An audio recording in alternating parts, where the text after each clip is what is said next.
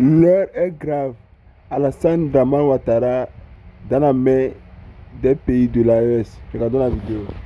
Rien ne va entre le Niger et la Côte d'Ivoire. Oui, vous avez bien entendu. Le président Abdourahmane Tiani n'a pas eu la langue de bois. Il allait très fort. Il a dénoncé suite à l'attaque qui a eu lieu au Niger il y a de cela 48 heures. Les autorités de Côte d'Ivoire ont décidé de convoquer l'ambassadeur du Niger à Abidjan. Selon nos informations, outre cette convocation, les autorités nigériennes aussi réfléchissent à rappeler purement et simplement leur ambassadeur en Côte d'Ivoire. On va d'abord lire le communiqué et nous allons avancer. Communiqué de presse du ministère d'État, ministère des Affaires étrangères et de la coopération internationale. Convocation de l'ambassadeur de la République du Niger en Côte d'Ivoire, Abidjan le 30 janvier 2026. Le ministre d'État, ministre des Affaires étrangères, informe que ce vendredi 30 janvier 2026, son Excellence, Madame l'ambassadeur de la République du Niger à Abidjan a été convoqué au cabinet de Madame le ministre d'État. Cette convocation fait suite aux graves propos tenus récemment par les plus hautes autorités nigériennes à l'endroit de son Excellence M. Ouattara, président de la Côte d'Ivoire. Au cours de cet entretien, le gouvernement ivoirien a exprimé sa vive indignation et a condamné avec la plus grande fermeté ces déclarations qui non seulement contreviennent aux usages diplomatiques, mais portent une atteinte grave à l'honneur de la dignité du chef de l'État ainsi qu'au peuple ivoirien. La Côte d'Ivoire, fidèle à sa tradition de dialogue et de paix, a toujours œuvré pour le maintien des relations d'amitié et de fraternité avec les pays de la sous-région. Toutefois, elle ne saurait tolérer que les institutions ivoiriennes soient l'objet d'agissements de nature à compromettre sérieusement la qualité de nos relations bilatérales. Une note de protestation formelle a été remise à l'ambassadeur pour transmission à ses hautes autorités. Le gouvernement ivoirien reste attentif à la suite qui sera donnée à cette démarche et se réserve le droit de tirer toutes les conséquences qui s'imposent. Fait à Abidjan le 30 janvier 2026. Voilà, il dit qu'ils vont tirer toutes les conséquences qui s'imposent. D'ailleurs, je vous informe que les autorités nigériennes vont rappeler purement et simplement leur ambassadeur en Côte d'Ivoire et ce qui est dans les tuyaux en réponse à ça. Donc, je vais vous donner, il y a un paragraphe qui m'a retenu ici. Ils disent que la Côte d'Ivoire, fidèle à la tradition de dialogue et de paix, a toujours œuvré pour le maintien des relations d'amitié et de fraternité avec les pays de la sous-région. Ce paragraphe m'a beaucoup intéressé. Pourquoi je le dis? Je trouve ce paragraphe hypocrite. Souvenez-vous, lorsque il y a eu un changement de régime au Niger, c'est celui-là même qui a voulu agresser, attaquer le Niger, qui était même celui-là même qui était à comment dirais-je, la tête de file de l'expédition punitive contre le peuple du Niger était M. Alassane Draman Ouattara. M. Ouattara n'a jamais œuvré pour la paix dans la sous-région. Il était toujours acteur du désordre au sein de la sous-région. Parce que quand il y a eu changement de régime au Niger, c'est M. Ouattara, à travers la CEDEAO, qui a servi de tremplin pour pouvoir faire saigner le peuple nigérien.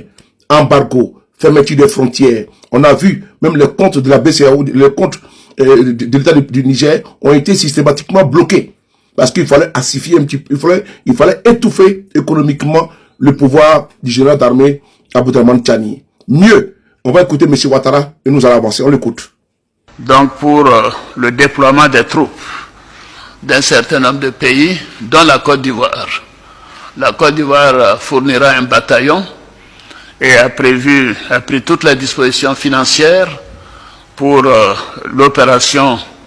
Si elle doit durer 3 mois, les provisions seront faites au niveau budgétaire pour que nos soldats et nos officiers qui participeront à cette opération ne manquent de rien. Donc la Côte d'Ivoire est prête et je viens de donner instruction au chef d'état-major général des armées de commencer la mobilisation de ces troupes pour leur participation à cette opération de la CEDEAO. Je voudrais indiquer que ces décisions sont collectives, sont celles de la communauté des États de l'Afrique de l'Ouest. Ce ne sont pas des décisions qu'il faut attribuer à un État, que ce soit le Nigeria ou la Côte d'Ivoire ou le Bénin. Ces 3 pays déjà ont indiqué leur capacité de participer à cette opération. D'autres pays le feront bientôt.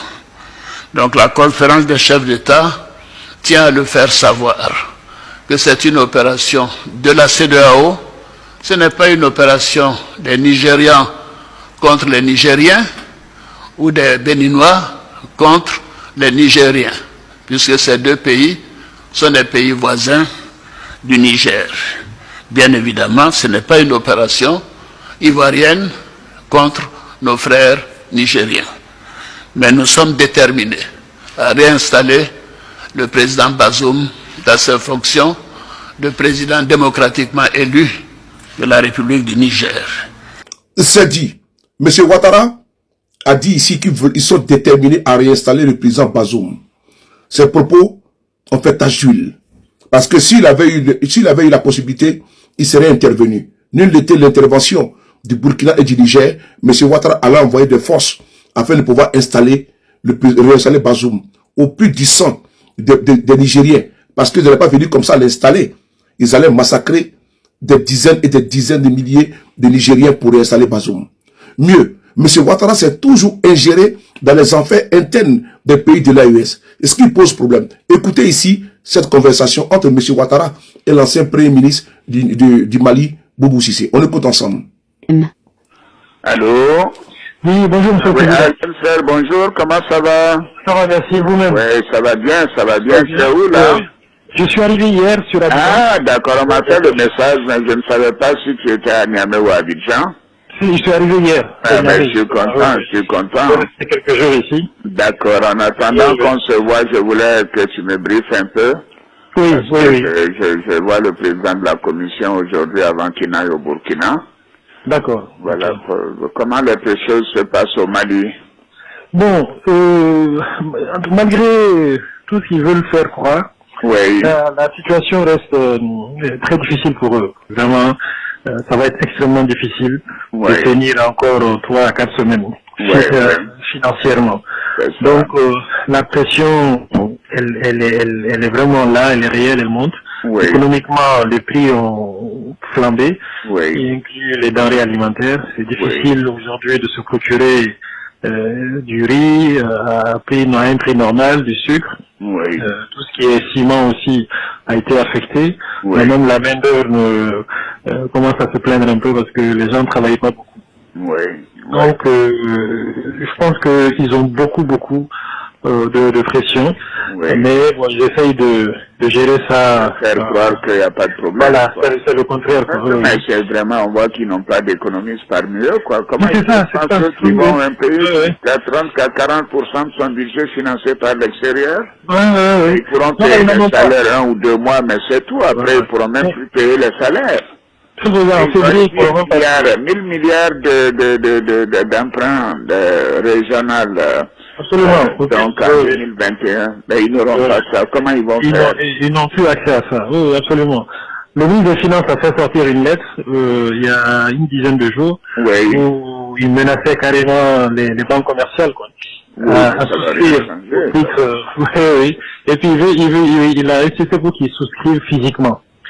Voilà, donc ils mettent un peu de pression sur les banques où l'actionnariat malien est le plus important, quoi. Sur la BMS. La Banque de solidarité et puis la Banque de développement. Voilà. Bon, c'est terrible. C'est la seule. Je pense que maintenant Choguel a pu trouver un moyen de faire adhérer une bonne partie de la population à un combat que lui seul est en train de mener, quoi. Maintenant, c'est le combat contre la France, c'est le combat contre l'Occident. Donc, il y a un certain nombre de gens qui sont derrière eux pour ça. Ils commencent aujourd'hui à réaliser que économiquement, financièrement, ça ne va pas quelque part. Mais ils sont idiots. La Russie est la 11e puissance économique. Ils sont idiots. Permettez-moi l'expression de M. Ouattara. Des propos orduriers. Voici la conversation entre M. Ouattara et l'ancien Premier ministre Boubou Cissé, l'ancien Premier ministre de IBK, paix à son âme, en train de comploter contre le pouvoir du général d'armée Assimi Goïta. La leçon que l'on doit tirer, il faut que le régime Ouattara, parce qu'il ne faut pas confondre le peuple ivoirien et le régime Ouattara, il faut que le régime Ouattara arrête de s'ingérer dans les affaires internes de l'AES pour éviter d'être accusé. Je vous remercie. Alors, camarades peuple d'Afrique, peuple de Côte d'Ivoire, citoyens du monde, mes chers frères et sœurs, peuple de l'Itako Groom, frère, Yoromani, fesse, Yoromani. C'est ce qu'on dit toujours aux gens. À force de pousser, on finit par toucher le mur. Et quand l'être humain est dos au mur là, frère, par instinct de survie, il finit toujours par réagir. Et cette réaction devient très souvent fatale. Camarades d'Afrique, depuis l'AES a été mis sur pied, le trio Macron, Talon, Draman n'a eu de cesse de tenter de déstabiliser ces pays-là. Depuis 2023, fin 2023, 2024, 2025, on est rentré dans 2026. Frère, ceux-là n'ont eu de cesse de tenter de déstabiliser l'AE. Tout l'AE. Leur obsession, c'est de déstabiliser l'AES. Ils vont chercher des mercenaires à tout va pour venir déstabiliser l'AES. Mais les mercenaires qui ont été envoyés au Niger, là, ceux qui ont été tués là, il y a eu un Français dedans. Un Français dedans. Est-ce que vous comprenez ça? Donc, le président Tiani a réagi. Il dit, on en a marre de suivre. On en a marre de se défendre. Maintenant, on va passer à l'offensive. Je vous dis que Dra, je sais que le Waworo n'a pas dormi. Mais il ne va plus avoir le sommeil. C'est lui qui est le plus vieux parmi. C'est lui qui est le trio. C'est lui le plus vieux. Et c'est lui le moins sage. C'est lui le plus agité. C'est-à-dire que, mais c'est grave. Là, écoutez ici, le président Abdraman Tiani. Et puis, on va décortiquer aisément, tranquillement, normalement. Là, on est parti avec le président Abdraman Tiani. Alors, nous rappelons aux sponsors de ces mercenaires, notamment Emmanuel Macron, Patrice Talon, Alassane Ouattara, nous les avons suffisamment écoutés aboyer, qu'ils s'apprêtent, eux aussi, à leur tour, à nous écouter rugir. C'est-à-dire que, il dit, nous les avons beaucoup écoutés aboyer. Et ils aboient, on dirait des chiens enragés. On dirait des chiens enragés. Depuis 2023, depuis juillet 2023, 2024, 2025, 2026, vous êtes dedans encore. Ah, d'accord. Nous, maintenant, là, on va rugir. Nous sommes des lions. Le lion, c'est que, il ne fait pas trop de bruit. Il agit et il attrape sa proie. Ok. C'est raté le lion rate sa proie. Ça veut dire que, quand ils vont agir, là, ils ne vont pas rater. Et quand ils vont agir sur le Bénin, c'est que sur le Bénin comme ça, là,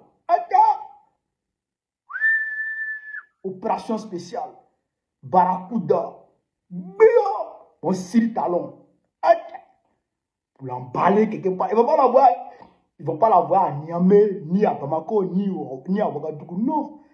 Ils vont le livrer à quelqu'un là-bas. Au Niger là-bas, quelqu'un là-bas le prend pour le mettre en prison quelque part là-bas. Puis ils vont aller voir Dra. Puis ils vont Cyril Dra. Non. Attends. Non. Président Tiani, Dra là, si vous l'attrapez, donnez-le moi-même.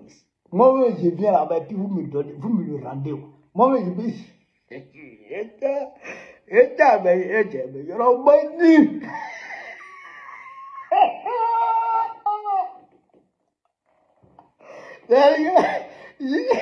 j'imagine la scène et puis il rit quoi.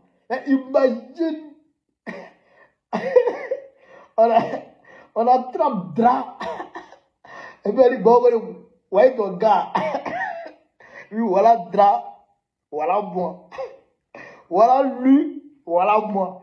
Et on se regarde yeux dans les yeux, quoi.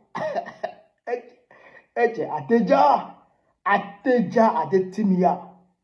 Non, c'est-à-dire que, non, ça, on va dire ça hors caméra. Mais j'ai parlé de l'Afrique. Pour parler plus sérieusement, le président Gianni a raison. Moi, je lui donne raison à 100%. Moi, je donne raison à l'AES. Si l'AES venait à réagir par les mêmes méthodes, bon, l'AES ne peut pas mobiliser les terroristes, mais je pense que c'est des militaires. Ils auront leur stratégie à eux.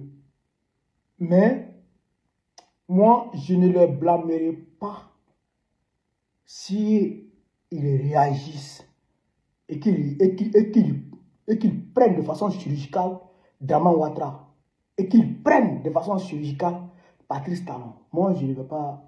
Non. Moi, je ne veux pas les blâmer. Parce qu'ils ont alerté. Surtout le capitaine Ibrahim Traoré. Il a dit, il est temps que les autorités ivoiriennes changent leur fusil d'épaule. Il est temps que les autorités ivoiriennes changent d'approche. Il a dit tout ça. Il a tout dit. Les autorités maliennes ont beaucoup parlé, ont beaucoup alerté. En novembre dernier, ils ont pris les mercenaires pour attaquer le Mali dans la zone sud du Mali, zone frontalière Mali-Côte d'Ivoire. Ils ont attaqué cette zone-là pour tenter de progresser vers, vers Bamako afin de créer un blocus à ce niveau-là. Les gens ont parlé, ils ont alerté, et vous n'arrêtez pas. Pire, c'est-à-dire que vous évoluez de mal en pire. Même à l'heure où je vous parle là, ils sont en train de mettre en place d'autres plans machiavéliques contre ces pays-là, contre les pays de l'AES. Ils sont en train de mettre en place encore d'autres plans de déstabilisation. C'est-à-dire que de novembre à aujourd'hui, ils ont tenté de déstabiliser le Mali. C'est-à-dire à travers leur tentative de blocus de Bamako, là, ils ont tenté ça. Les gens sont venus de la Côte d'Ivoire. Après, ils sont allés au Niger. Non, ils sont venus ici, au Burkina Faso. 2 à 3 tentatives. De novembre à aujourd'hui. Novembre, décembre, janvier. En 3 mois, 2 à 3 tentatives de déstabilisation qui ont été, on va dire, rendues publiques. Sinon, ce qui se fait en bas, qui se déjoue en bas là, dont on ne parle pas là, c'est trop. Récemment, ils ont fait incursion sur le territoire burkinabé. Des Ivoiriens, des militaires ivoiriens. On fait incursion sur le territoire burkinabé. Plusieurs fois, ils font incursion. On leur parle, mais ils n'entendent pas. Mais à un moment donné, les gens en ont marre. Les gens en ont marre. Ils ne vont pas toujours rester en train de subir. Ils ont saisi l'ONU. Ils ont saisi l'ONU. Ils ont saisi les instances internationales. Malgré tout ça, ils n'arrêtent pas. Ah tiens, que voulez-vous qu'ils fassent? Que voulez-vous qu'ils fassent? En tout cas, moi, je leur donne raison. Moi, je leur donne raison de riposter, de se défendre. De se défendre. Moi, je leur donne raison. Hein. Moi, je ne les blâmerai pas pour ça. Moi, je leur donne raison. Parce qu'à un moment donné, il faut arrêter. Quoi. Il faut arrêter. Ils ne vous ont rien fait. Tout simplement, ils travaillent pour leur peuple. Ils font tout pour donner une meilleure vie à leur population. Mais où est le mal? Où est le mal? L'uranium là, c'est pour la France. L'uranium là, c'est pour la France. Quand tu regardes Macron, avec sa tête en drain pavé de façon mébo là, tu regardes sa tête qui est là. Bon, lui là, en quoi est-ce qu'il est nigérien? Depuis quand un Nigérien peut avoir tête qui est là, la tête comme ça, depuis quand un Nigérien peut avoir tête comme ça. Et ça c'est pour lui, l'uranium là. C'est pour le Niger. Le Niger prend son uranium à qui il veut. C'est le problème sur la tête. C'est quoi ça? Et c'est vous, Drama Ouattara et Patrice Talon qui êtes utilisés comme des proxys. Pourquoi? Pourquoi? Donc, à un moment donné, il faut arrêter. Moi, je ne me blâmerai pas pour ça. Non. Ils ont raison de se défendre. Ils ont le droit de se défendre. Ils ont raison de se défendre. Ils ont raison de riposter. C'est aussi que la réalité. Voilà. Donc, camarades de l'Afrique, voilà un peu ce que je voulais vous dire sur cette vidéo. Voilà. Sur ce, vive l'Afrique libre. Vive le panafricanisme. Vive tous les programmes panafricains. Vive l'AES. Vive le président Ibrahim Traoré. Vive le président Assimi Goïta. Vive le président Abdoulaye Tchani. Gbagbo, président de Côte d'Ivoire, très prochainement. Inch'Allah, c'est de ça qu'il s'agit. On est ensemble, les gars. Merci.